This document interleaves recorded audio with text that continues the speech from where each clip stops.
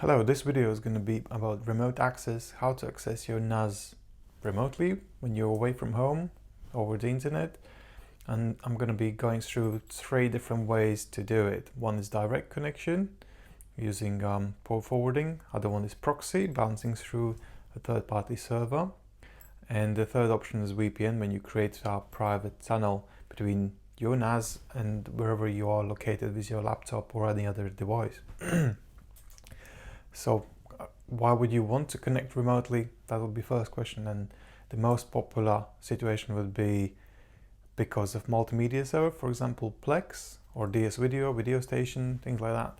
So you want to give your relatives, for example, connection, or if you are traveling somewhere on the train, library, somewhere you want to access your movies, maybe you want to access your home videos, maybe you want to access your surveillance recordings, anything like that.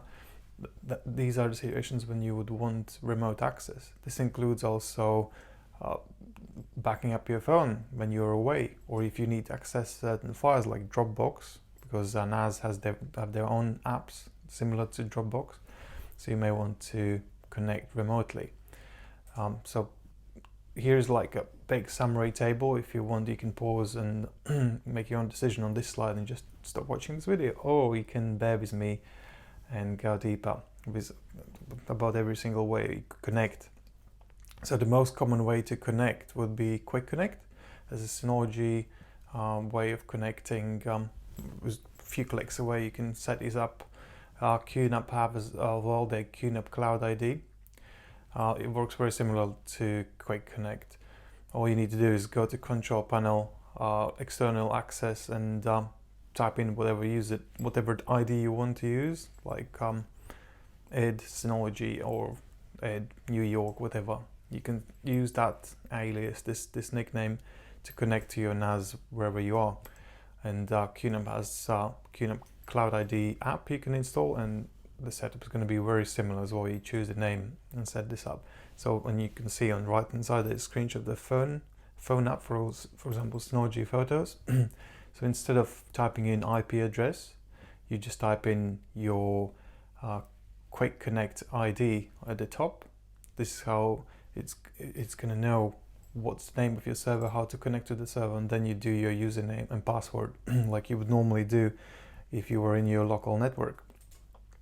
So how this QuickConnect works is that it bounces through the proxy server. Synology has around 8 servers, so it will enable these connections between Synology server and your NAS. It will treat that as a safe connection. And what are you going to be doing when you're remotely? You're going to be connecting to the Synology VPN server, the proxy server, which then will communicate to your NAS. So you have this like a triangle sort of situation where you can connect. QuickConnect will also allow you to make holes, make port forwarding essentially on your NAS, but we're not going to discuss that here. But there is an option to do that with QuickConnect. But generally it's proxy server where you're going to be connecting through. All the data will be encrypted. Their servers, Synology servers might have their own firewalls, their own hacking detection tools. So whatever all traffic going through their proxy, it will be filtered. Some people might not like it because they might think all my data is being logged in some way, but that hasn't been the case so far. There are some free VPN services that do that, steal your data, your traffic, and sell it to third party to finance themselves, but not Synology or QNAP in fact. So as I said, there are 8 servers around the world so far, and it's probably growing with QuickConnect. So it's gonna, wherever you're located, it's gonna connect through that particular server in your closest distance to make sure that speed is all right. But speed will be as good as 1 megabyte a second. This is the cap Synology have put on their servers. So if you want to stream, for example, 4K videos, you will need more than 1 megabyte a second, unless you want to do transcoding. QuickConnect security, how secure it is. It's essentially secure up to the point where you have shared your ID. When someone knows your QuickConnect ID, they now can try to do brute force attack, so guess your password, because when they connect to your NAS, they'll see a login screen. So if you haven't enabled secure password, they might crack through. There are zero-day attacks as well. Obviously, your operating system is exposed to the internet. So if it's not been updated and patched quick enough, then potentially code could be injected and hackers could get into your system. These are called zero-day attacks. And you basically rely on quick updates, rely that Synology or QNAP will make those updates quicker than hackers can set up an attack. So your homework would be changing your ID now and then. So just in case if someone might know your ID, you might be changing this on a frequent basis. Enable auto lock. So if someone does know your ID and try to guess your password after 5 attempts, for example, it will lock them out, so they can't continue the attack. You could as well buy Synology router, which comes with firewall. It comes with intrusion detection. So if there's any suspicious activity being targeted, your NAS being targeted, Synology router will block these connections. And also you can set up geographical firewalls, which means that you can say only in America or in New York or UK, only those people can actually connect to your NAS. So that little feature could also secure your NAS. So it's overall quite secure if you know what you're doing. QuickConnect support the services. So basically with QuickConnect and QNAP Cloud ID, you can use it for Synology or QNAP made apps. So for example, surveillance station, audio station, things like that is fine. They're connecting to DSM operating system itself. So all the apps that Synology have created themselves, you can use that to connect to those apps. You can't use it to set up a SMB share. So if you map your network drive, you can't go to your drive. You will need to use Drive app as your sync app, which is not exactly the same, or you will need to log into an admin panel, your admin panel to access and see the file station with all your files. So you can't set up Time Machine, things like that. And you can't access third-party apps which is not made by Synology, like Plex and things like that. So next option would be port forwarding. This is the most popular way of connecting, because this is the oldest way as well of connecting to NAS or any other device. So what you do, you go into your router and say open certain ports. So for example, if you want to allow anyone to connect to your NAS, you'll open port 5000, for example, on Synology. If you want certain apps to be exposed to the internet, for example, Plex only, you open a Plex port, or any other service. So with port forwarding, you tell exactly what services will be exposed to the internet. The speed is as fast as your upload speed and download speed at the other end. That's how fast it's going to be, and also the speed will be affected by the infrastructure of your location, what the internet is like, and any congestions in the middle might affect your speed. Security, it's exposed to the world. So basically, there are hackers, they're robots scanning through the internet on a daily basis, checking every single IP address, every single household that has open ports. Then they scan, is there any unpatched securities, and there are potential threats you could actually take advantage of. And then they will do all sorts of things, brute force attacks, guessing passwords if they're getting zero-day attacks, try to attack your software, look for holes, DDoS, just send loads of commands just to take your server out of service. So you'll need to update, make sure that everything is updated all the time as soon as possible, and not just that, you set up all the firewalls. Make sure that you have as well router similar to QuickConnect, but a few extra steps you need to do. You need to be making sure that it's up to date every single day. It's a very, very, very dangerous situation it could cause.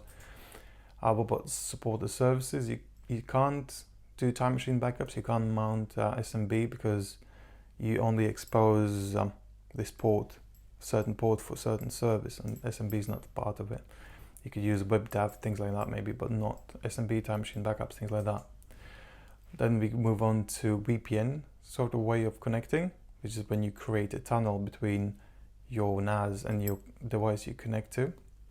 So essentially when you do that, your system will think that your NAS and your laptop where you connect to is actually on the same network, like right next to each other. So there is no limits what you can or can't do, because you have created your own private network essentially. And when you log into your apps, you will be using your IP address, username and password. What about the speeds of a VPN? Generally, it's really fast. We are talking about 500, 1 gigabit a second actually, potential bandwidth. Obviously, you're limited to your upload speed and download speed. So some VPNs are faster, some slower, but nobody's internet is actually as fast as VPN can actually sustain. Security this is probably the most secure way of connecting, because nobody knows that you have a NAS. You're not exposing that to internet. And when you're connecting everything, you create your one-to-one tunnel. All the data is encrypted. And there are a few ways to connect through the VPN. One is standard VPN, when you just send packets from one destination to another, direct tunnel. And the other one is something called a blockchain, just nConnect, NKN service, which means that it's even more secure, because your data is not being sent bit by bit to another location, but it's been scattered, it's been broken down into thousands of little pieces and sent through loads of VPN servers. So even if security was breached and someone discovered that you're sending some data, it would make no sense, because all these pieces of data it's like finding puzzle pieces, but it's such a size that you can't actually make sense of it. So it's really fast and secure. The services, as I said, there's no limits, because once you connect through VPN, systems will think that both devices are next to each other, even though they are other sides of the world. So one of the services you can use is TailScale. It's probably the easiest way. All you need to do is install an TailScale app on your NAS and any other, like laptop or phone, any other device you want to establish this VPN connection. And once you log in, that's it. That's all you need to do. Install, log in. You'll see the IP address of all the devices, so you can connect. You can use that IP to log in from your mobile apps. You can use it in a web browser, whatever. All of these devices you will log into from. You will have your private little network. You can communicate between themselves. So nConnect, it's slightly different. As I said, it's blockchain-based VPN, and this is breaking down into thousands and thousands of little servers where your data is being sent through. So it's essentially probably the safest way and also the fastest way to send your data, because there is no bottlenecks, since your data is going through so many different rivers, let's say, not just one. So there are other VPN services which I wouldn't recommend, so like NordVPN, ExpressVPN, all these things, because the most important thing if you go for this sort of VPN, you need to make sure they have strict no log policy, because log policy means that all traffic you're sending through this server is logged, and they can sell it to third parties to make profit. So that I wouldn't trust in any of these things. With Synology or QNAP, it goes through the Synology or QNAP server, proxy server, which is essentially similar thing what you see with these VPNs. But they're responsible about that server. These VPNs, I'm not sure you can trust. It's third party. The speed is obviously also really fast. These are the few speed test results, and people are achieving around 80 megabits a second, but potential bandwidth can go up to 500 megabits a second, theoretical speed. But these are real-time speed people been testing. And then there's obviously TeamViewer. This is not per se VPN, but it establishes a virtual private secure tunnel to your NAS. It's, if you know Windows in olden days, they used to have, they still have remote desktop, which means when you connect through TeamViewer, you send your mouse and keyboard commands, and in return you get a updated picture what's going on that PC as a feedback. And similarly, it works with NAS. So you would use this only to connect to your admin panel. So you could configure your NAS. You can't use this with any apps like Photos, DS Photos, Video Station, Plex, anything like that. You can log into your NAS using TeamViewer and watch Plex as you would be there locally, but frame rate is so low you're not going to be doing such a thing. You can map also SMB shares and things like timesheets, nothing like that. So it's just for admin panel really. And then to simplify your choice, you may ask, like, okay, these are the apps I use, what sort of connection should I use then? And if you want to connect to your admin panel, then I would recommend either using TailScale or nConnect or TeamViewer. If you want to use first-party apps like phone station, chats, surveillance, things like this, QuickConnect or QNAP Cloud ID, this is the way you can. But if you go for SMB service, you would need something like NKN or TailScale. So you need VPN to be able to do time machine backups and SMB mounts. So in station, normally you would be okay with QuickConnect, but if you have 4K cameras, you will need something faster than 1 megabit per second. So you might actually open some ports to access your data, or you use a VPN as well.